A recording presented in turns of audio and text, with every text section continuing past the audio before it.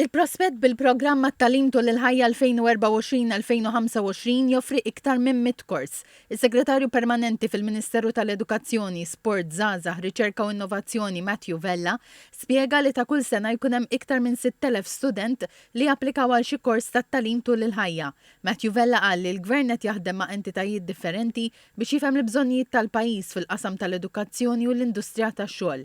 Qal li qed issir xogħol biex fejn hemm spazji vojta fl-edukazzjoni u xogħol ikun hemm il-korsijiet biex jintlaħqu l-bżonnijiet tas-soċjetà. Aħna rridu naraw li jkollna metodoloġiji differenti biex allura nkunu qed nofru aktar flessibilità fit-tagħlim u bekk nkunu qed ngħinu aktar individwi meta nħarsu lejn it-tagħlim qed nitkellmu minn suġġetti bħal matematika, l-Ingliż imma wkoll suġġetti oħrajn dwar l-aspett diġitali. Għaliex aħna rridu nagħtu dawk l-skills neċessarji biex bekk l-individwi jkunu jistgħu jagħmlu l-upskilling tagħhom u anke reskilling. U bekk anke fid-dinja tax-xogħol ikunu jistgħu jkomplu jilħqu il-potenzjal tagħhom.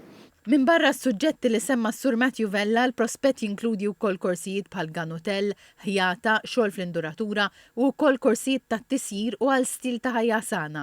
Il-Ministru tal-Edukazzjoni, Sport, Żgħażagħ, Riċerka u Innovazzjoni Clifton Grima qal li l-fatt li l-Gvern qed iniedi dan il-prospett ta' korsijiet li ħares lejn it-tagħlim tul il-ħajja u ċertifikat ieħor tal-viżjoni tal-Gvern minħabba li qal li forsi jkun hemm min jikkritika li jsiru ħafna strateġiji, imma qal li dan hu eżempju ċar ta' strateġija li tħalli l-frott. Il-Ministru Grima tem jgħid li l-ħiliet huma riflessjoni tal-poplu li jinvesti fil-kapaċitajiet tiegħu.